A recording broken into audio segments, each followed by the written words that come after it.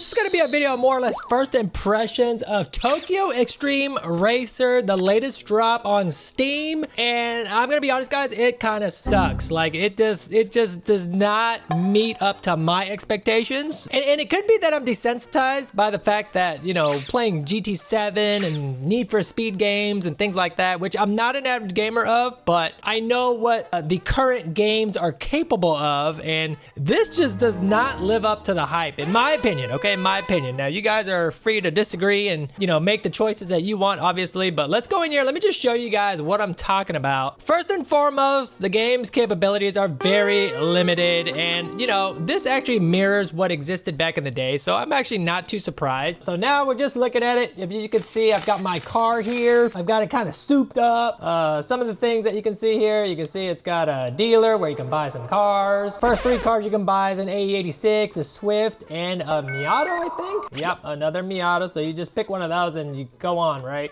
Collection wise, of course, I've got the AE86 all decked out. All right, how does that look? Okay, so let's go. Let me show you guys just some of the mechanics here. Wait, let me go back.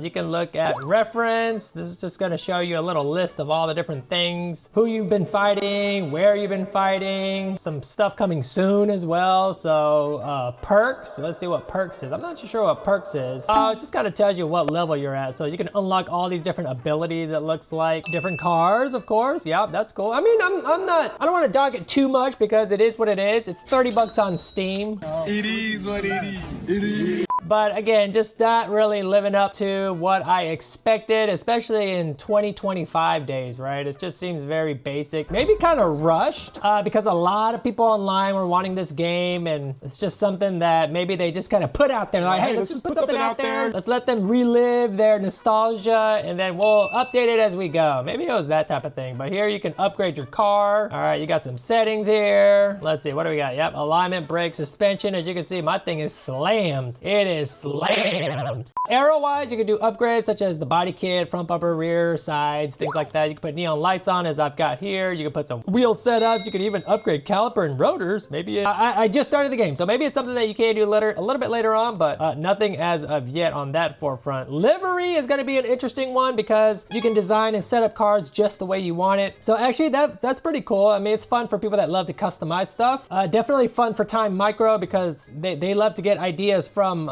games like this as far as their castings go. Option is just going to be the menu here, so all this stuff. All right, so let me just show you guys a little bit of the gameplay, some of my gripes about the gameplay. Okay, so we're gonna go here. Let's see if we can find some pipatare. Oh yeah, we gotta go find this guy. All right, let's go get him. I'm using a PS5 controller, guys, right here. You can't do it on keyboard. Can't play racing games on keyboard, so it's always gonna be through some sort of controller. I think it's gonna be the best way to do it. But here we go. We are now going onto the road. As you can see, look at that. Oh, look at that Rice-A-Roni. All right, so we're just going around here. Let's go find our racer. The graphics, not too great. I mean, it's very like Steam style. It's not anything very impressive. The city just looks plain. It almost looks like PS3, PS4 quality. The roads are pretty quiet. I mean, I guess you are driving around at midnight, so maybe there's not gonna be a lot of cars. Simple little cars here, there. I mean, all you're doing is just driving around like this. Obviously, I don't know how to drive, but some of you guys might be able to. Maybe the game's a little bit more fun with a manual transmission versus the automatic, but I'm just trying to keep it easy here. Let's go see if we can find our guy. And the controls are kind of wonky. Like, it turns kind of weird.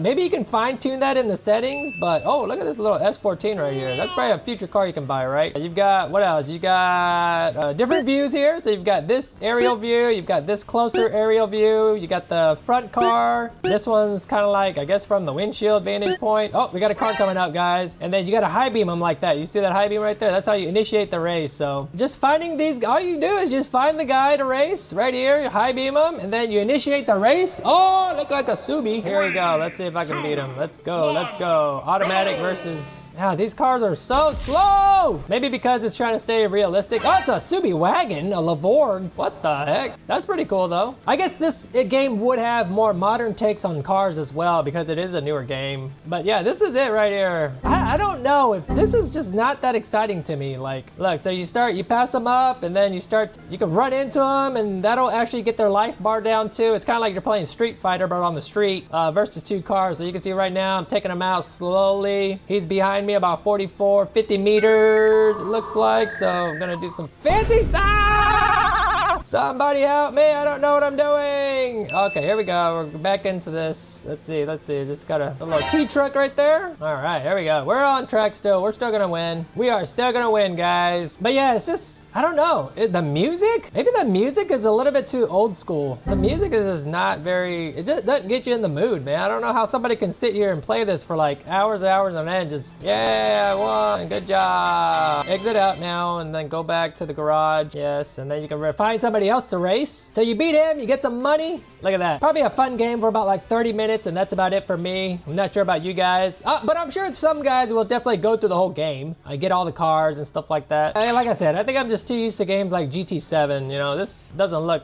like much compared to that. Now, there's definitely a future for this game, and I will try to keep tabs on some of the improvements that they do over time. Maybe something will bring me back to this game, but I think for me, guys, this is gonna do it for me. But I think that's the thing, is they didn't evolve the game. They kind of kept it the same and just, you know, made it look a little bit prettier and maybe added some cool, fun cars, but not what I expected it to be, especially to today's standards, you know? I think they could have taken more time. No, shout out to Genki for doing it, first of all, right? They're the OGs in this, so absolutely respect the fact that they try to do something for the community here. All right, let's see if I can take this guy out, because this is pretty intense. Oh, you get money for like close calls like that. Let's see, personal best, 124 kilometers per hour. Look at that. Let me pass them up here. This is where I win. Look at this. So crazy.